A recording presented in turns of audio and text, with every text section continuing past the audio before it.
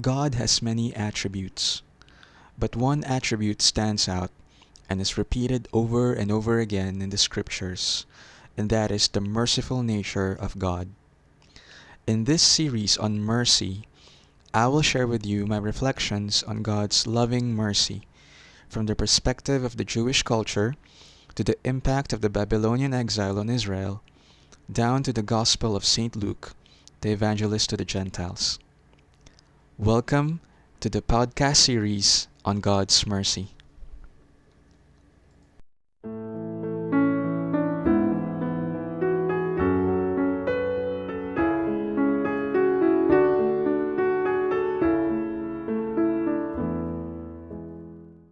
Welcome to our last episode on our series on God's mercy. It has been a long journey for us, and I consider myself blessed because I myself have lots of personal experiences about God's mercy. And this episode will be very, very personal for me. In fact, this whole series has been very, very personal for me. I've always dreamt of producing a series, several episodes about God's mercy, and now it has come to its conclusion. And to end this particular series on God's mercy, I will be sharing with you my reflections about how unique the Gospel of St. Luke is, or St. Luke in general, because he has written not only the third gospel in the New Testament, but also the book, the Acts of the Apostles, is also attributed to Saint Luke. So we will be talking about Saint Luke in general and his approach and what makes his writings unique as compared with other evangelists. Okay, so in 2016, when Pope Francis announced the Jubilee Year of Mercy, he specifically cited a particular passage from the Gospel of St. Luke, chapter 4, verses 16 to 21, which speaks about how Jesus went to the synagogue and opened up the scroll and read a passage from the book of the prophet Isaiah, and it's about how the Spirit of the Lord, Yahweh, the Lord, is upon him, and that he has been chosen to bring good tidings to the poor, to proclaim liberty to the captives, to those who are, enslaved, not only by tyrants or, political kind of slavery, but also spiritual and moral slavery due to sin. And so he has come to liberate them and to bring sight to the blind and to proclaim a year of favor, a year of mercy, in short. Jesus said that what he has read from the scroll has been fulfilled today. And I am not surprised why Pope Francis selected this particular gospel passage, because it truly encapsulates the mission of Jesus, the itinerary of his mission, his life, and leading up to his passion and resurrection, to really be the one to bring to the people this news of mercy, to tell the people that God is merciful and loving and kind and generous, and this he is here. He will come and heal you. He will come and liberate you. I am announcing this to you. And so, going back, Saint Luke was believed to be a Gentile himself. He was believed to be someone of Greek origin. If not, he is believed to be a Jew, but with a strong Greek influence. So you would imagine that Saint Luke already, have this kind of orientation that salvation is not only reserved for a particular group of people, but it is meant to grow. It is meant to grow everywhere. And if in fact he is a foreigner, then the value of sharing his insights, of receiving God's mercy and salvation, even outside of the Jewish culture, is indeed quite strong and quite important for us to reflect upon.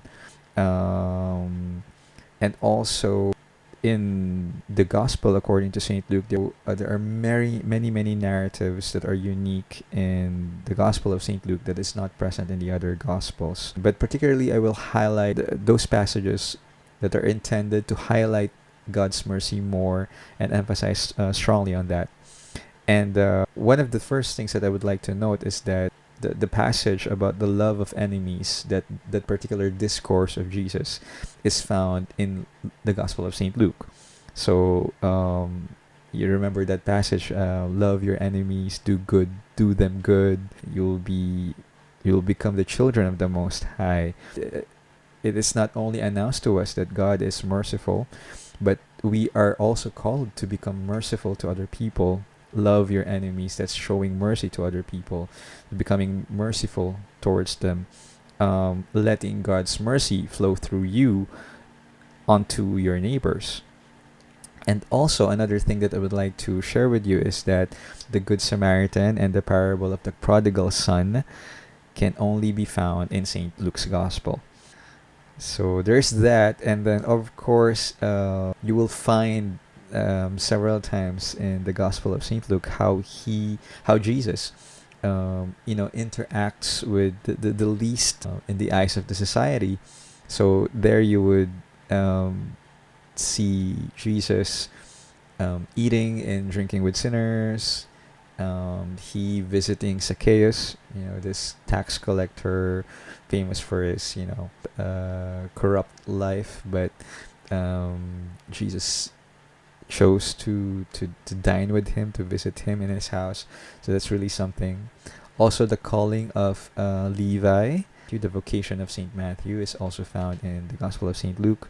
So here we can see that particularly Jesus targets those who are living in a life of sin, and calling them towards salvation, calling them towards healing, spiritual healing, and freedom eventually. And of course, it is also a lot of times in the Gospel of Saint Luke we can also find how children, not only children but also childlike qualities, are being exalted and praised, and how it should be the standard of our behavior if we want to follow Christ, if we want to enter the kingdom of heaven. So what other things in the Gospel of Saint Luke, you will also find this passage wherein Jesus is praising God, thanking God, because God chose to reveal the kingdom of heaven to those who are small and simple. So there you have it very clearly. The smallest in the community, the smallest in the society, are the ones being placed in a pedestal in the eyes of God. And lastly, on that note, the good thief having a conversation with Jesus during the crucifixion. That's also a very good story of mercy for all of us. Ask for God's mercy, abandon ourselves before Him, and only rely on His mercy, and He will not fail us. And we can see that clearly from the story of the good thief. Of course, we can find again the Magnificat, Mary proclaiming the greatness of the Lord, for having chosen her as to become the mother of the Messiah. So that can be found in Luke chapter 1 verse 52. I'd like to go back to the fact that Jesus in the Gospel of Saint Luke deliberately highlights Jesus' encounter with foreigners, particularly that of the widow of Zarephath and the fate of Naaman the Syrian.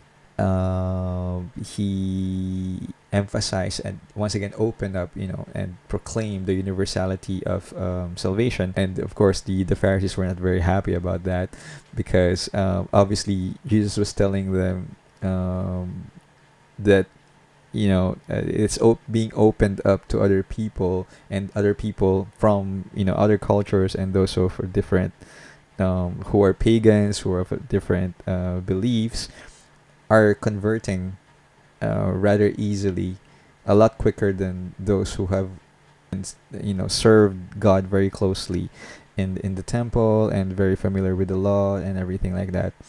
And not only that, we can also find the account of the lepers, the 10 lepers, but only the Samaritan, once again a foreigner, came back to show his gratitude to the Lord.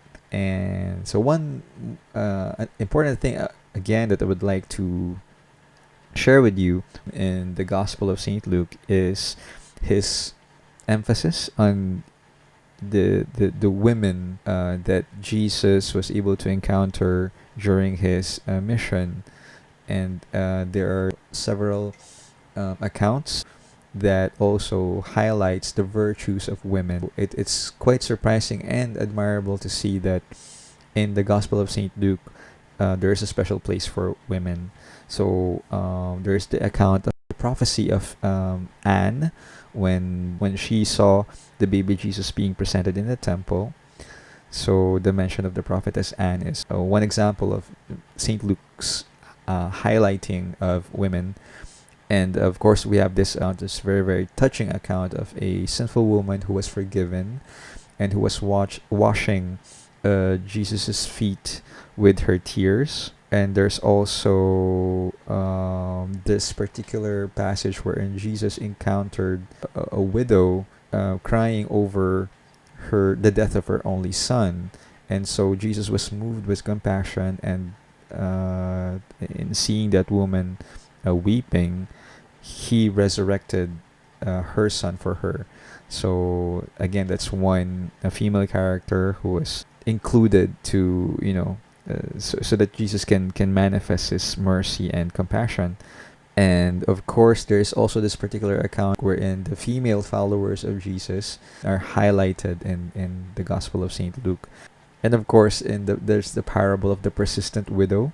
So once again, there is a female character there that is accentuated in Luke's Gospel. So there you have it. There's been you can find a lot more when you try to read and reread the Gospel according to Saint Luke. A while ago, I mentioned to you that the Magnificat can be found, of course, in the Gospel of Saint Luke, and I would like to end this particular episode by highlighting certain parts of the Magnificat in Luke chapter 1, verse 50, wherein Mary, in her gratefulness, she said, God's mercy extends to those who fear him from generation to generation. So we who are children of Abraham in faith, God's mercy continues to flow to us today. We encounter it daily without us even knowing it.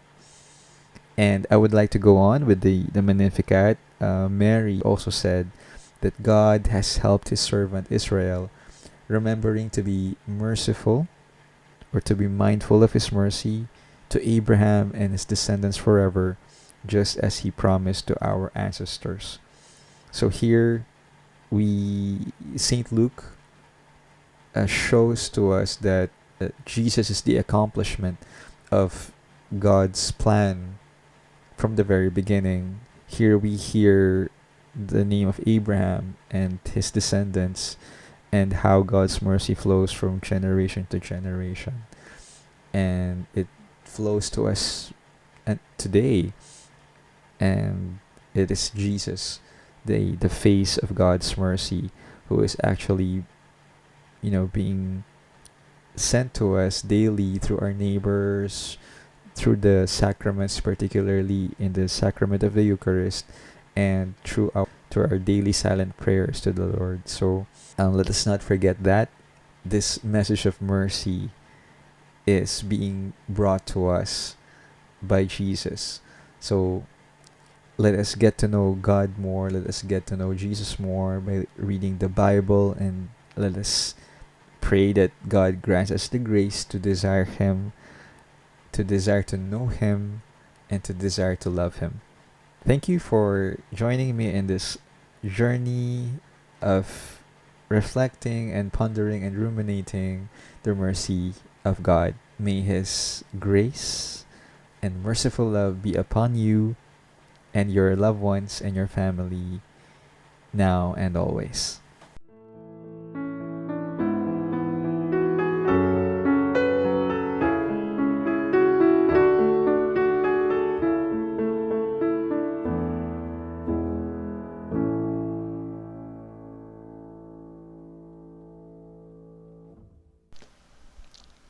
Thank you for listening. This podcast is a personal initiative of mine and my desire to bring God wherever His people are. I believe that the more we talk about God, the more we bring Him into our consciousness, the more we are reminded that He is real and He is ever close to each one of us. My prayer is that you discover Him personally, by yourself, and see that what He wants is nothing but happiness for you. God bless us all. Shout out to all our listeners from the US, particularly from Ohio, Washington, Texas, and New Jersey, and from Hessen and Thüringen, Germany, and of course, the Philippines. Thank you for your support. Dankeschön. Maraming salamat po.